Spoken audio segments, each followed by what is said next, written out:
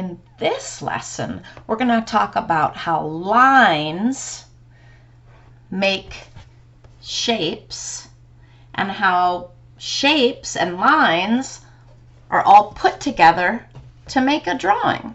We're going to go back and get out all those cool objects, all those little tracing objects, and all the lids, all the things you want. You might want a variety of sizes. I have like different size circles, and then maybe some rectangles and whatever you can find.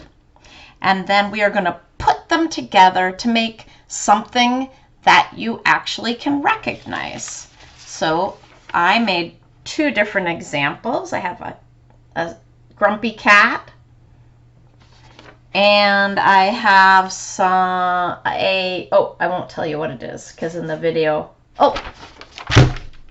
I just did something hilarious. In the tutorial, while I was drawing this one, I said, can you guess what it is? But now you already saw the finished result. So yes, the answer is you can guess what it is. But hey, that's fun too. So let's watch how I put together all my shapes and lines to make a representational drawing with my geometric shapes. Here's one that I was working on, and I can't decide if it's going to be a pig or a cat, a little cat or a little pig. But you can see I started tracing it with pencil. That way I won't get my objects dirty, like I wouldn't get my block all markery. And then I would carefully go over the lines that I traced, like that. So make sure that you're staying focused and really aiming to go on that line. That really helps with all your little muscles in your fingers. If you need to get ready, you can do our exercise. Exercise, exercise. Come on, everybody, do your exercise. Anyway, silly me. So we're kind of running out of white paper, so I'm starting to use this paper. So I already have an animal that I was working on, and now I'm going to think of something else to do. Get out Finkelwinter. If you have a little shape, you have to figure out how to get as many fingers onto your object, and then carefully press your pencil along the line. So you're going to be making a geometric drawing this week, right? But it's going to be representational, which means that you're going to be able to identify what the artist, that's you or me or your sibling, what they were trying to make. So let's see if you guys can guess what I'm trying to make. Yes, I wonder if you'll be able to guess. That's so funny. So as you can see, I traced with pencil to begin with, and that keeps your objects clean.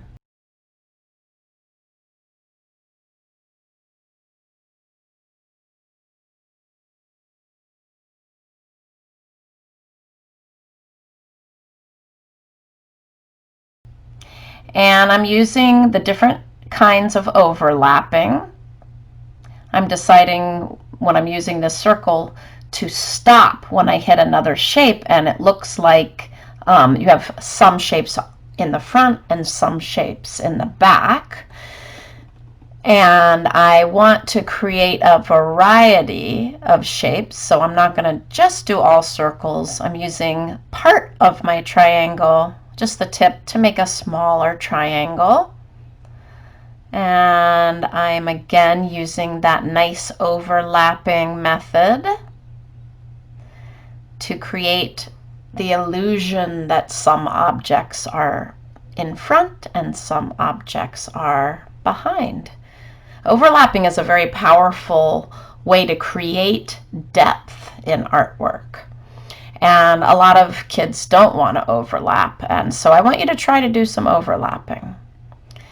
Now here I'm kind of tricky. I use just part of my curved circle shape, just a curved line. This is how we put lines together to make different shapes you can recognize.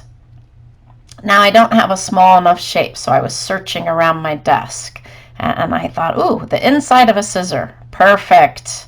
I love it. As you're working, you always want to be evaluating what you're doing and changing, going with the flow, going with what makes sense to you visually. Make sure you're really thoughtful as you're working.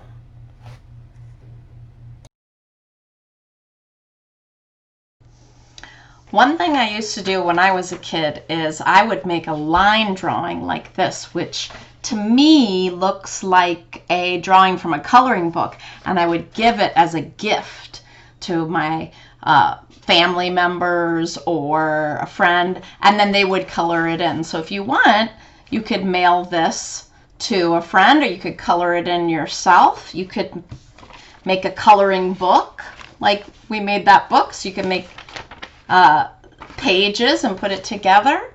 But the next step would be coloring in. Whenever you get a little bored, you've made your own coloring page. Have fun!